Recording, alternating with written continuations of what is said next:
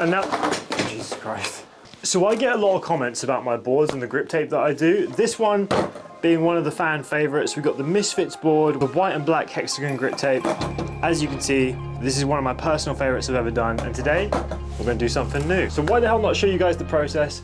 Let's do it together. A nice top ply skateboard. This one obviously has a nice graphic as well.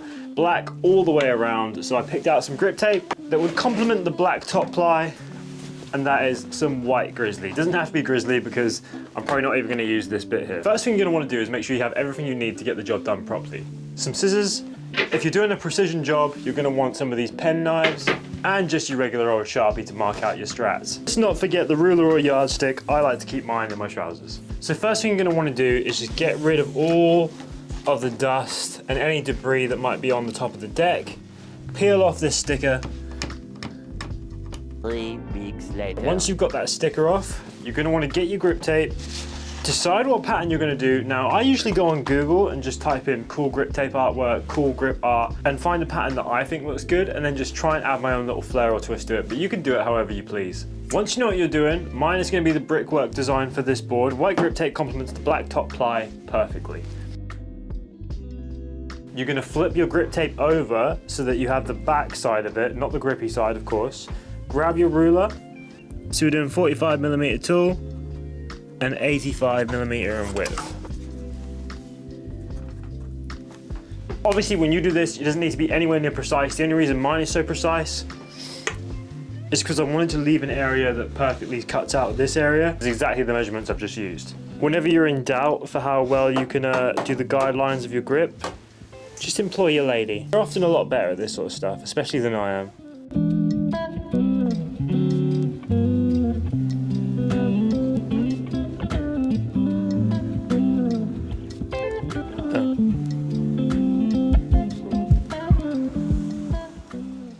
So it's important to note that when you're lining up, don't worry about having every single piece the exact same. As you can see here, the middle and the right pieces are to order, but these left ones are slightly smaller, and that's because you want to have some that you can cut up to put on the edges of the grip tape, because it's not all going to line up perfectly. Now that we've done this with the help of the beautiful holes, who's poorly?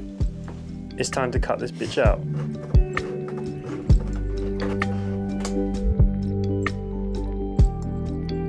Now the scissors work really well for something like this where the grip is all in straight lines, but when you want to do something more precise that maybe doesn't have straight lines, like a circle design, you're definitely going to want to use something like this precision knife kit. I got this for like £10 from Hobbycraft, which is a cool shop in the UK. And then it's just about cutting the little pieces out. Once we've done that, we'll come back in.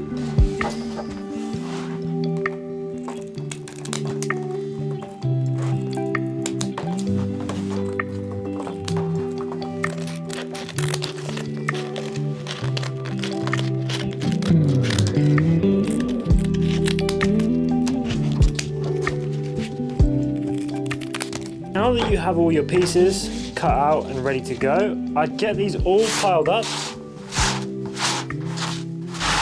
Chuck them to the side for the moment. Grab our board.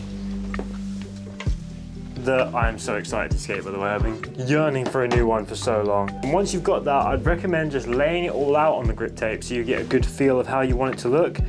When you're lining it up, it doesn't matter too much that all the gaps are exactly the same. As you can see in this one, some of the gaps are wider, some of the gaps are thinner, but when you actually get down to skating it, nobody notices.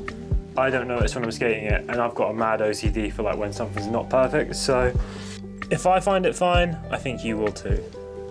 Just do your best, try and keep it consistent.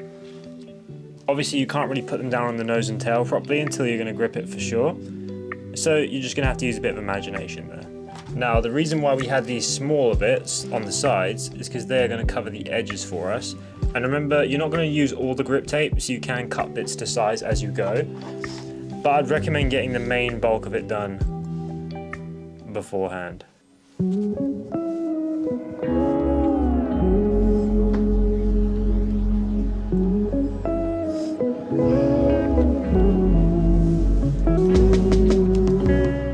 Then we're just going to use the smaller pieces to fill in some of the gaps.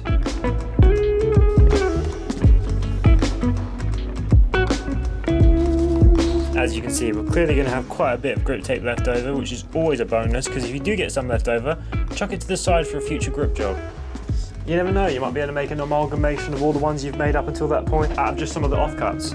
Pretty much as good as we're going to get it without actually sticking the grip down, but this is just to give yourself a bit of clarification as to what it may look like and if you want to actually continue on with setting the board up like this. Personally, I think this looks really, really cool. So now we're going to peel the bits off and get this stuck down. So this section can be the most precise and finicky. So again, employ the help of your lady if you need it, like I do, because I mean, when I'm trying to stick stuff like this down, I get frustrated.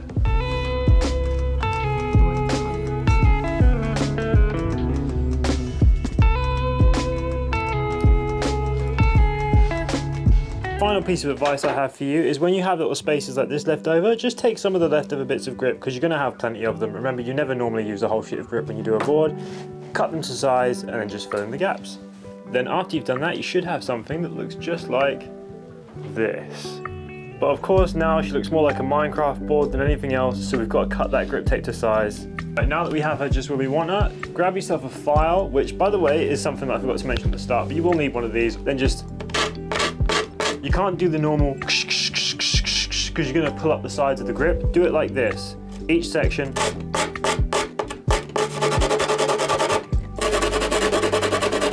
It's going to take you a bit longer, but it's definitely worth it.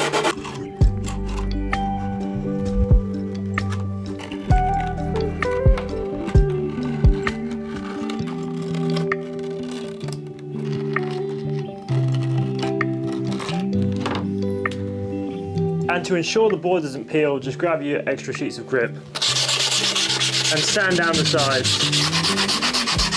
And now you've just got to click your fingers to set her up. There you go, trucks and wheels done. And now the only thing left is to take it to the skate park for a kickflip test.